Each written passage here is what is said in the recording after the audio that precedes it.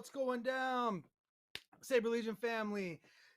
Gosh, I got a frog in my throat, of course, right? We start Saber Legion family and the Clockwork Alchemy family joining us for a very special TSL Underground. I am Thor Zimmer-Borger, based on my banner, joined as always, Mr. David Laudenslager. Say hello, David. Hey Thor, how's it going? Fantastic. All right, just a little bit of housekeeping here. So we are live on the Saber Legion social medias. We are also live on Twitch for the Saber Legion, and we are being hosted on Twitch by Clockwork Alchemy. For those of you in the Saber Legion who don't know what Clockwork Alchemy is, they are a steampunk tournament that takes place in the San Francisco Bay Area.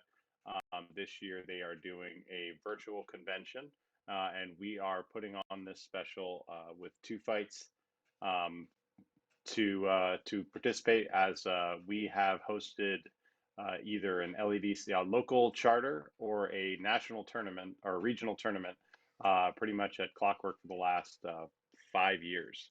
So not counting last year, of course. But just keep that in mind.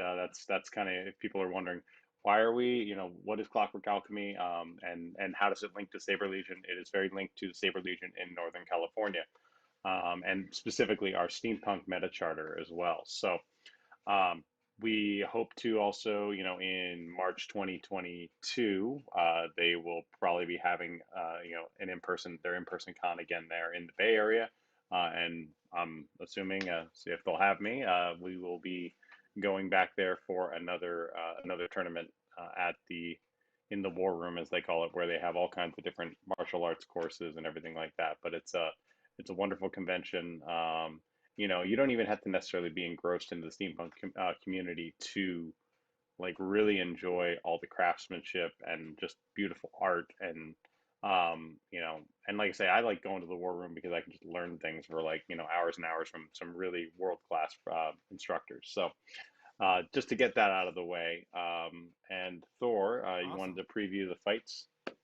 Yeah. So like Dave was saying, we got two fights. We got one steampunk-esque fight that's coming up later. That's our second fight. But first, we're gonna go down to Florida, and we got two veterans of the Saber Legion fighting. We got let's bring up our first fighter there, Joe. We got Mr. Erik Rimblas, Alasino, I'm assuming 5'10", 240, 69 and a half inch reach, training Kariko Fu. 3 years of custom saber experience. Third in the Florida Cup 2019, third in, or no, 1-0 in Sun Crusher 3, and he was a freshman fighter of the year in 2019. So he's been at TSL 4. Yeah, Eric's awesome. He's going up against Carlos Garcia. Carlos is quick, 5'4", 140, 64-inch reach, 2 years professional wrestling. Professional wrestling? Like professional wrestling? Or like amateur wrestling? I'm going to have to ask him next time I see him. 25 years of a competitive swing dancer and 5 years custom saber experience. He's from the Illinois charter. So we got Illinois versus Florida. He was third in the 50 plus in the inaugural 50 plus division tournament at TSL 4, and third in exotics ranking. Awesome. I'm excited to see these two fight. These two have I wouldn't say a difference. Oh, Kariko Fu versus Quick Carlos. This is a dichotomy that I'd like to see break down. So I mean, what do you think going into it? Yeah, so I've actually, I don't think I've ever fought Erik, but and we've obviously watched his fights on Underground in the past. I've fought Carlos, TSL 3, I think, in Exotics, which is still different. But Carlos has an extensive dance background, so his ability to move and use footwork to his advantage is something to look out for. And obviously with Kariko Fu, as we call it. Um, Mark Carrico, for those that don't know, Mark Carrico is very much an active, well, when I say active stand and stab kind of style, where he is very, very accurate, but he may not necessarily he uses less footwork than someone who might be more, let's say, acrobatic like Carlos. So it'll be an Yeah. interesting mix of styles. One thing to note is previously on Underground, we've all been from different charters and certain rules like that. with TSL opening back up, we have modified some of those rules. So this is the first underground where you're going to see a cross charter fight. So that's just something to keep in mind. Where if you think like, hey, I thought that wasn't something that they were doing in underground, because of TSL rolling back some of our COVID guidelines, as the rest of the country opens up, we've modified that. So I just wanted to say that before we got into it, and people are asking that question. So cool. You're the business side.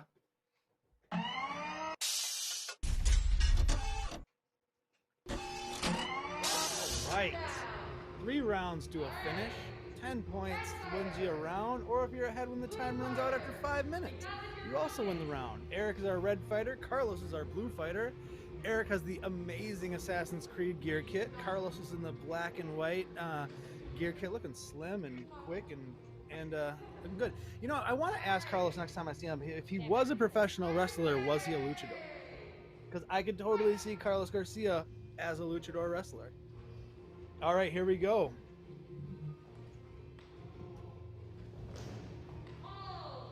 Oh, there it was, that quickness right out the gate with a quick leg strike. Goes up 1-0. Carlos over Erik. What are you looking for that Carlos here, David? Well, Carlos is very comfortable in that deep lunge. You can kind of see that. The thing he's doing really effectively is he is keeping his head back, which is a common thing people do. So he's not doing that, which is good, and keeping him out of Erik's range a little bit more. So it makes him a little bit more dangerous, and you can see how he can just kind of quickly maneuver out of range there pretty quickly. Yeah, he's in, he's out. He's, 2-0 up quick. What Erik needs to do right now is he needs to move off the line. He what? Well, he needs to move off the line. So actually, that's just what he just did there. He took a step to the side. He took the strike as Carlos tried to take an angle. Or maybe he didn't get that point, but it was close. Yeah. Okay. With a quick fighter like Carlos, you gotta his ability to just jump quickly back. It's kind of like fighting a sport fencer. Well, we've seen Erik fight. We have not seen Carlos fight since what? TSL 4 or I don't even know the last time I saw Carlos fight. I think all he did was a TSL 4, so I don't know if there were any of the CS stuff after that he was at. Knotted up at 3 here. Carlos started hot, but Erik adjusted nicely, and now we're knotted at 3 here. So Erik is adjusting by taking out basically whatever the closest target is, he hits. So that's why he got a couple leg shots, because Carlos stuck out his knee and everything. So and you can see right there, he just...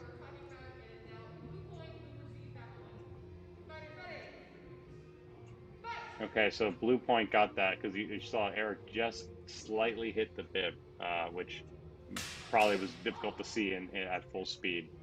Whew.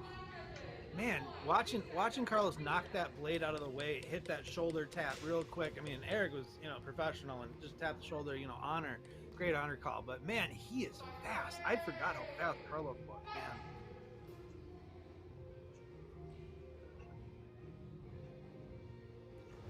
So what's the advantage of that one hand? Like, is that like what do you call that? That where he's got his hand up and he's kind of dangling the blade out there.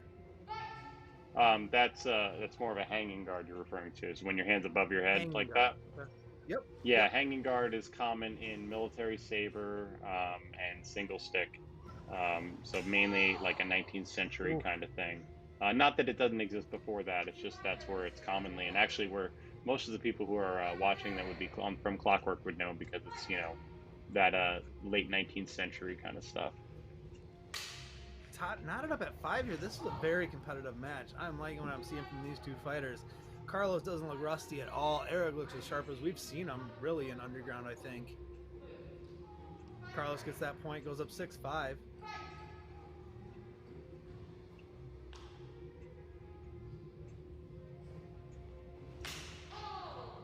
This is one of those matchups for me. I didn't know, like, on paper how it looked, but I knew it was going to play better than it, like, you know what I mean? And it's not disappointing in the least. But look at that. That Assassin's Creed gear set from Rimblas is just nice. It's just nice. Wow. Red gets that point. Looks like in the Looks like in the comments people are talking about wondering why Carlos was in Florida, considering he's from Illinois. But he apparently said in the comments that he was visiting his sister, and he thought there was a Florida practice, and he packed his gear. So, and he got in an underground. So good for him. Have gear and saber, you know, have to travel, bring it with you. You never know what opportunities may arise. Key thing with Erik is he needs to interrupt Carlos's time. If he interrupts it, he'll be okay. Oof. Back and forth we go. 7-7 all. Carlos is very much a timing fighter, right? Like he's very much like on that. Yeah, when you don't have speed against a speedy opponent, the only thing you can do is monitor and steal their time and hit them in like their preparation, or you kind of have to read them a little bit and look for their pattern, because if you can't interrupt that timing, giving them an opportunity to react is bad, and also you reacting to them will also probably go poorly for you. Oh, simultaneous, third of the match because we lost point. So first simultaneous, no harm, no foul. Once we get that third simultaneous to subtract the, deduct points. Looks like Carlos got that first round since time ran out and we lost points on a simultaneous. Boom, there we go. Carlos takes round 1, 7-6. Very competitive match, very competitive back and forth. Technically, what did you see, David, in that first round? Well, yeah, they as I mentioned, they were kind of feeling themselves out, feeling the distance, and then at the end they started to kind of get an idea of the distance, and then it was about timing. So Erik was trying to find the opening, and while Carlos was pretty much trying to use his speed to either interrupt that kind of action, so that was working to his advantage. There were a couple where Erik was able to sneak in and, like say, hit in Carlos's preparation. So right now they're both just kind of working within their time. The beginning half of the match was more about their the distance. They were kind of trying to feel out how far they needed to travel before they were going to hit the make contact. So there's pretty much just a lot of measurement. There's a lot of really refined fencing happening here, because we're not just they're very much trying to play the tag game, but they're not doing it with reckless abandon. Even the simultaneouses are more just them doing essentially hitting at the same time, but it's like only because like Carlos is so fast that he's trying to hit ahead of Erik, and some of it just feels like it's more coincidence than it is actually like they're just with reckless abandon, because they're both showing decent defensive actions. Right. All right. One of the great things about the sport is you can go somewhere and local charter. I mean, people, oh yeah, definitely, totally. I mean, anytime, especially now that things are opening back up and that inner charter, mingling will resume. Yeah, that is one of the best parts about the Saber Legion for sure. All right, so going into round number 2, Carlos is up 1 round to nothing. What does Erik need to do to take round 2 and force a round 3? Erik needs to identify Carlos's patterns. There are patterns that he does with how he moves, and he needs to strike him before that happens. So like hitting a little bit sooner in timing. I know it's a little bit more of an advanced thing, but I know Erik knows what I'm talking about. Find the tell, been learning from Mark. So. Strike fast. So, all right, let's go back out to Florida. Down, up, wherever you are. Let's go to Florida. All right, round number 2. We're in the hardcore parkour gym. Carlos, our blue fighter, in the black and white gear. Erik, our red fighter, in the sweet Assassin's Creed gear set. Oh, it's called the Free Running and Parkour Academy, Miami.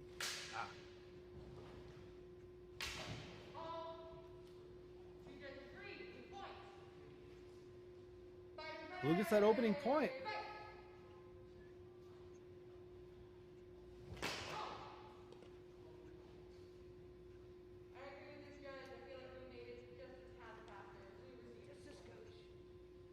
And judges make the right call. Now. Blue gets that point, yeah.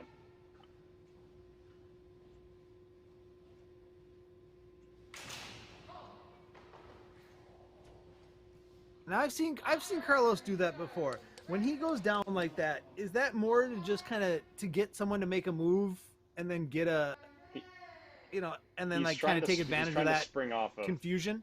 yeah yeah he's trying to spring off of well he's trying to spring it essentially, which is what he did there. He's using momentum off the floor to try to literally like whip it up. Okay. It works, with a stick like weapon, like we have.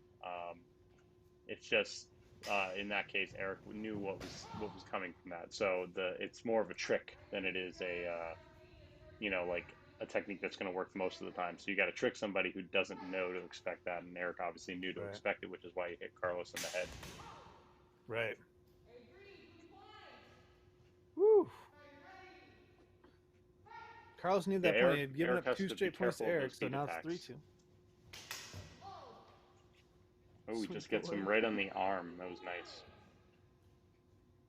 Carlos, man, with that speed, 4-2. I mean, that's the one thing we've talked, and we do talk about. You can overcome a lot of things with speed. You can overcome a strength disadvantage with speed. You can overcome reach disadvantage with speed if you're fast enough, right? The problem is very few are fast enough to take advantage of that thing, especially like someone with the reach and stuff like that, right? But Carlos, man, he's quick. He's a quick guy. He is a quick guy. Yeah, I mean, working around speed is a difficult thing, and it takes a lot of skill, a lot of practice. It takes time to figure out, because then people have different types of speed of how they move. You know what I mean? Some Right. people have quick feet, some people have quick hands, and then on top of that, you got to add height and reach to the whole thing, which Carlos is not as much of a big deal compared to Erik. But if you have a tall, fast fighter like a Jimmy Surreal, that's a very dangerous combination. I've heard of that guy.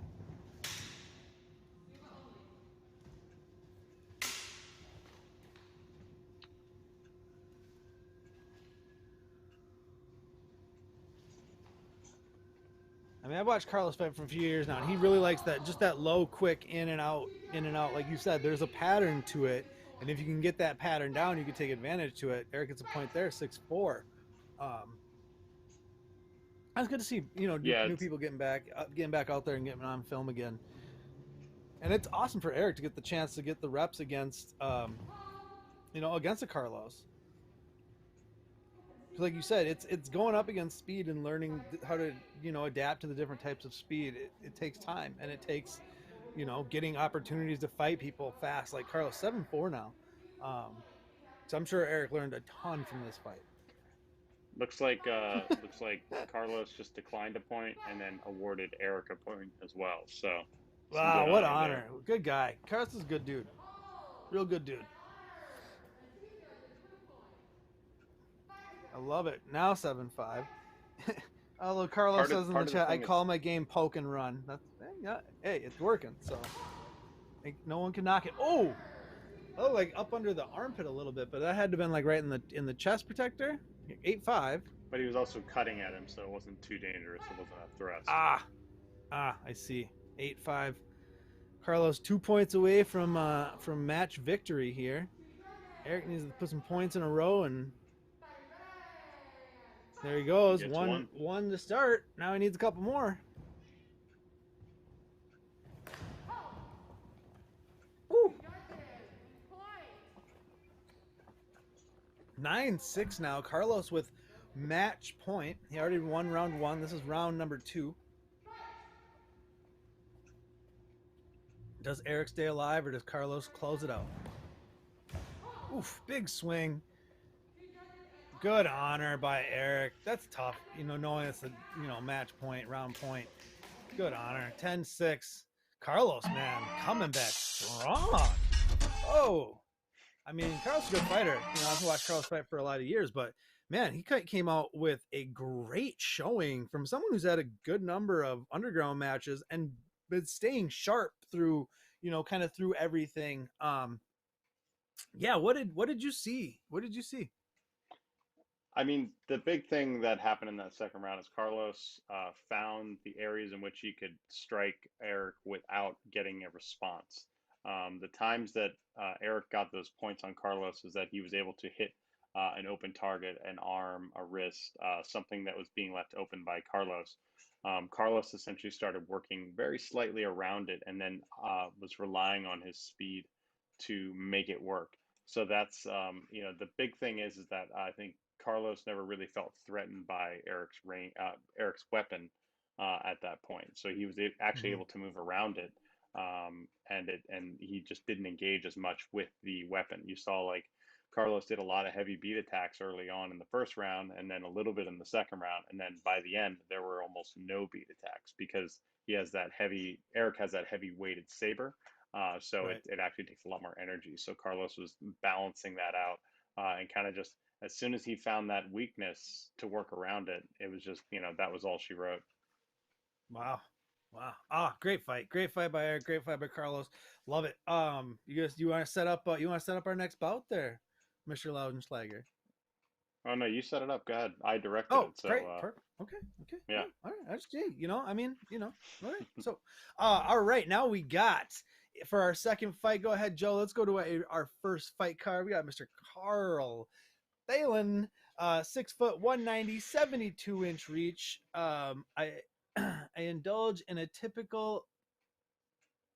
I'm not good at reading tonight. But 4 years of college fencing, heavy and light SCA, 5 years of custom saber experience. He did participate at TSL 4. I do remember seeing him there and talking to him. And he's going up against. We got Marlow Schmauder, 5'6", 145, 65-inch reach, training medieval longsword, hand and a half. You'll have to explain that to me later, David. 4 years of custom saber experience and participation in the Saber Legion Masters 2019 tournament. Very good. Very good. Yeah, Joe? I should also note both of these fighters fought in the Clockwork Alchemy tournaments over the past couple of years. So just they've also been they're regular attendees to Clockwork Alchemy, members of the Steampunk MetaCharter, but also have participated in Saber Legion tournaments as part of at Clockwork Alchemy. So they've had some of that participation as well. Send us back to Cali. All right, Saber Legion, Clockwork Alchemy. All right, Carl is our fighter. Marlow versus. I was thinking the blue names fighter. of the pop. Here we go. Carl's our blue I'll fighter. call it out for you.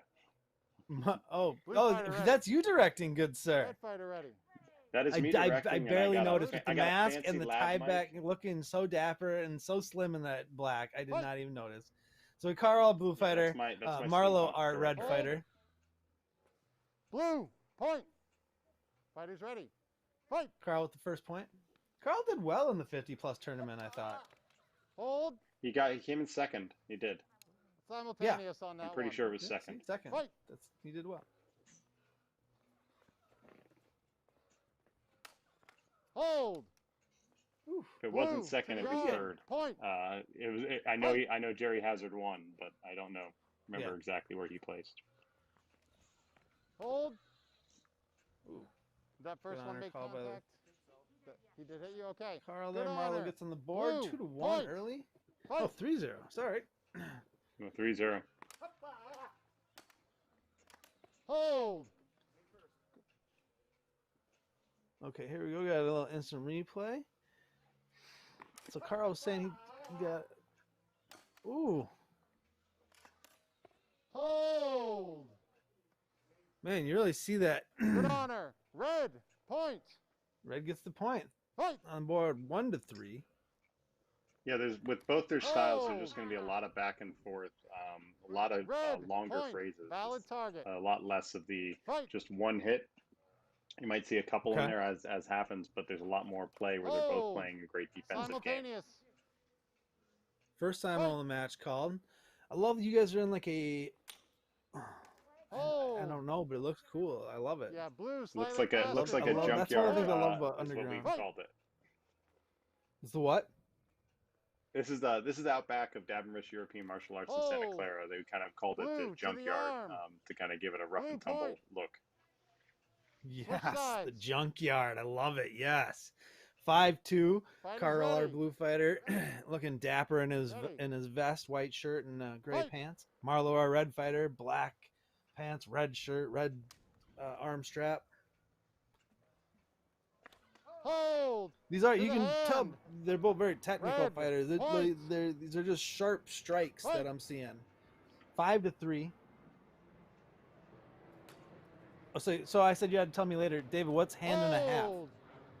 So hand and a half Blue. is referring Point. to the type of Hold. longsword. Stop time. It's typically I'm gonna get it wrong, but I believe it's typically the length Okay, of the fighters, hilts are you ready? and specifically that What's the specific score? style, not like Blue fetter 6, style. red 3. It's going to be a longsword Fight. itself, which is a whole nother topic. But Okay. yeah, Marlo's been Oh. training at Davrish European Martial Arts for a long time. Red. So Point.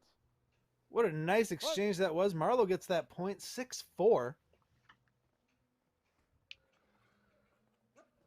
Hold. I didn't Okay, have the both angle on fighters that. said they Are got you hit. What do you do in that Red. instance, David? Point. There Fight. we go. I'm sorry? Give it to red. I said Yeah. both fighters said they got hit in that instance. What do you do in that point? I pretty much try to I didn't have the angle, Oh. but I can usually try to see Red. timing that I Point. know one is going to hit approximately first.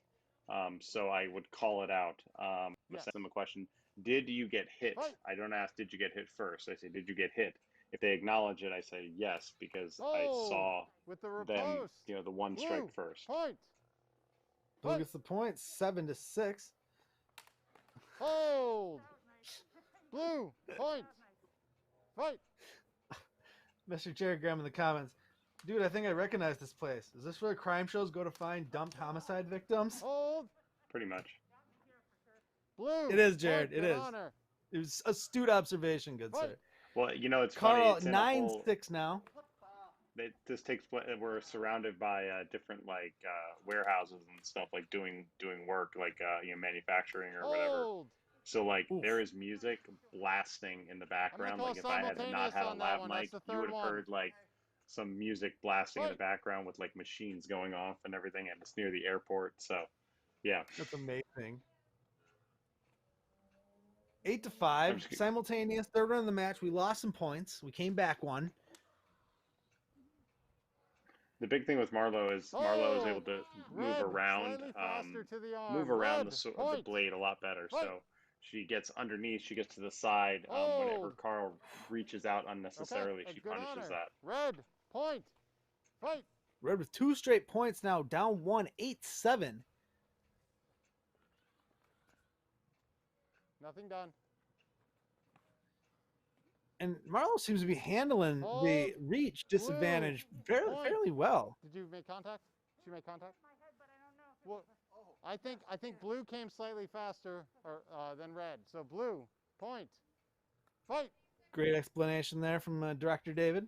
9-7. I'll also say this is my first Hold. match directing since I think since I went to a Florida Red event in late made 2019. contact to the Or no, waist. maybe I Holy directed. Blue came in. I did direct Red. one match in Point. February 2020 at Dark Watch. Time. So What's the score? a little over a year since I last Yeah. directed a 9-8. match. Blue takes the first All right. round. There we go. Carl takes round 1. It was exciting round 1. Yeah, it was. Like, I mean, Carl got up early in the points, and then Marlow was able to close it out, and then he just kind of squeaked ahead. And the time ran out before Marlow could actually get back. She got within 1 point. Longsword and hand and a half is basically the same thing. Hand and a half is to differentiate from the Zweihander, two-hander. That makes sense. Perfect. And I Thank knew you. I would get it wrong. And he is one of our. I know he's one of the Clockwork instructors. He is also an instructor at Combat Con. I've taken some of his classes. Roberto is a wonderful instructor. So Awesome. he knows a Thank lot more than you I'll for ever the know knowledge. about it. We appreciate that. So I saw 2 very technical styles there going back and forth. And like you said, Marlow just spent so much energy with the comeback that all Carl had to do was kind of conserve and close out. What does Marlow need to do now going into round 2 to win this round to force that third round?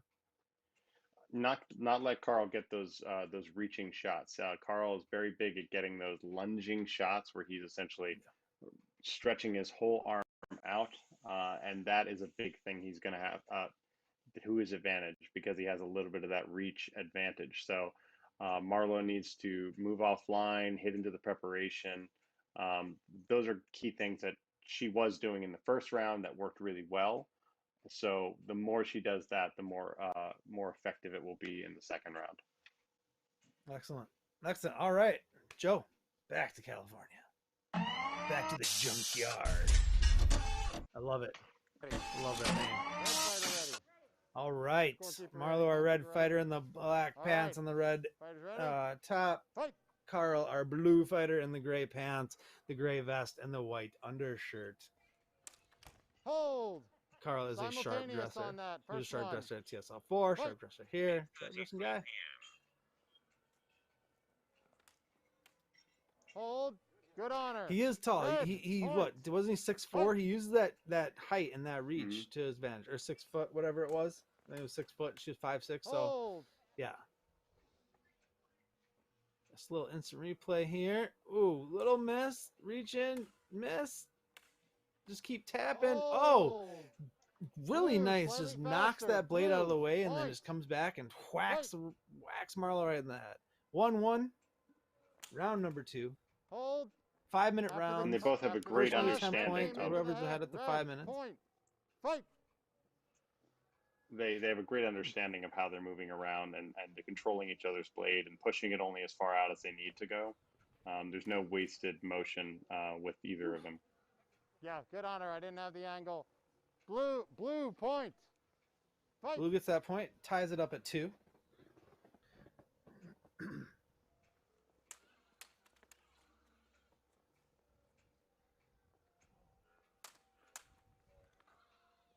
Hold. Great. These are just great exchanges back and forth. You get a lot of back, like you said, they're not just these one strike and then nothing, right? It's these back and forth exchanges. I love that. Woo. Which is why at times you'll see me call out the phrase. I'll say, I saw this and then this happened, and you'll see me kind of narrate it. Blue point. Fight. Blue got the point. 3-2. Which is kind of a style taken from historical fencing and before sport fencing switched to electronics, where you have to call the phrase, this happened, then this happened, and this happened, and this one landed, kind of thing. So we actually have had Clockwork Alchemy tournaments where we literally called out the phrasing of every single thing. It ended up taking too long with the tournament. It added a lot of talking time.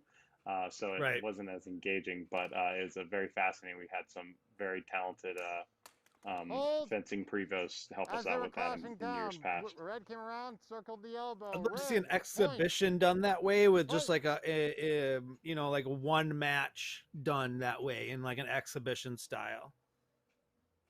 Most definitely, it's a skill that takes a lot of time to develop, and I have like very rudimentary skill with it. 4-4. Nice upstrike by Marlow there to get Carl in the underarm and get that point. And that's kind of Marlow's. What's she doing to just keep it tighter this round than last round? Because we're knotted up at 4, but it seems like this round is tighter for her than the first round was. Anytime Carl does one of those reaching kind of lunges that he does, she's basically striking right into it. So as soon as he moves, she's already in motion to hit him. So it's interrupting a lot of his strikes ahead of time. And that underhanded part, Carl is leaving it open. So he is exposing that part. So if she hits in the right timing, she'll hit him every time. It's just she knows that she needs to move before he starts that. Blue. Hit the elbow. And they just both have a great understanding of distance. That both understand that like they need to be at this exact distance to make that strike. And so they're just working that against each other. And right now Carl's a little bit ahead because of it. 6-5. Blue reached in just before red. Blue point. Fight.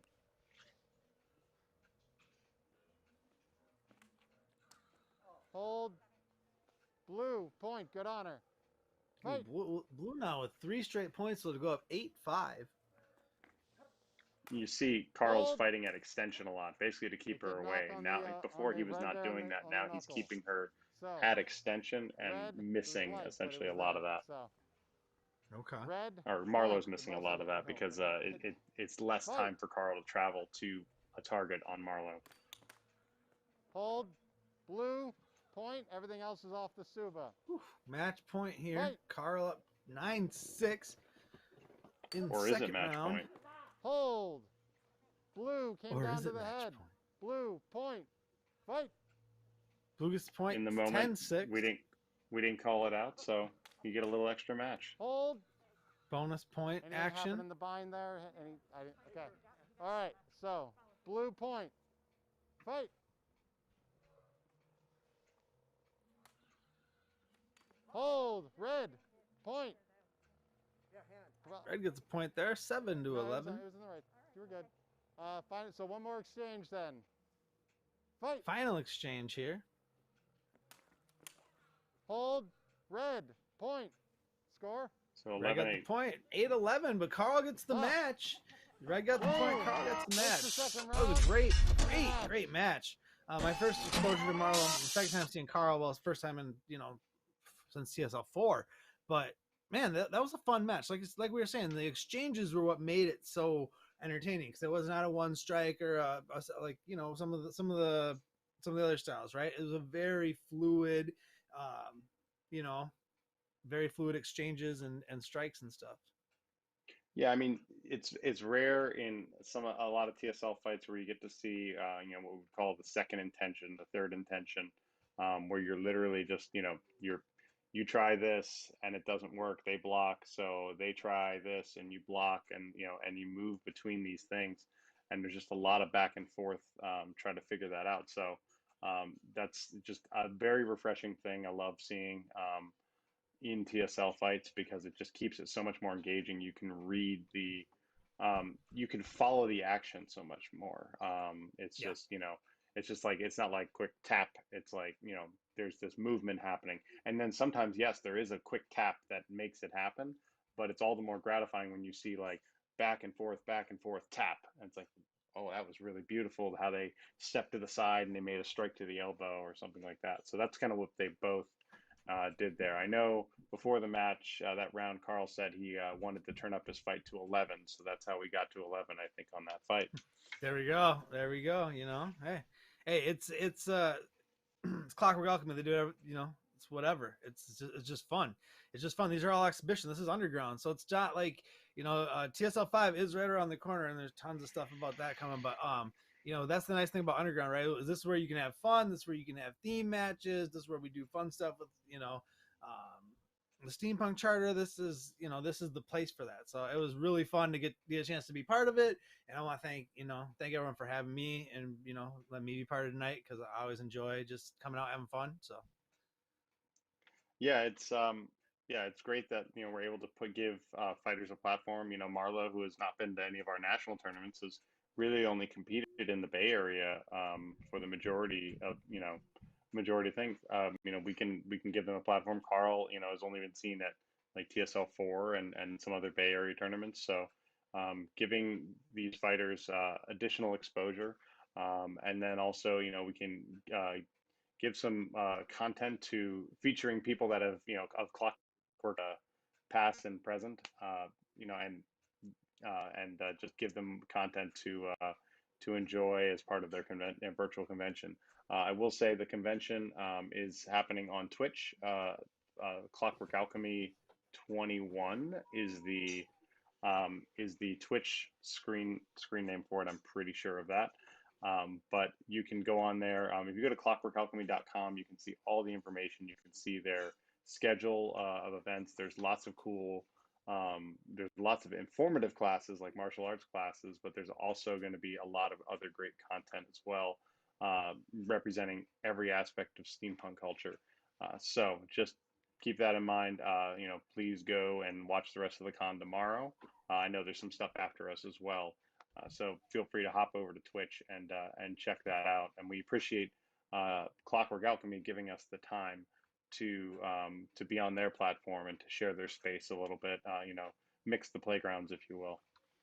100%, 100%, 100%. Like Clockwork Alchemy, the Saber Legion, myself, Thor, Baseball Banner. If you're into like toys and type of cross promotion stuff, here's a little Justice League action. You can go check out my channel, Baseball Banner, if you're into toy reviews and things of that nature.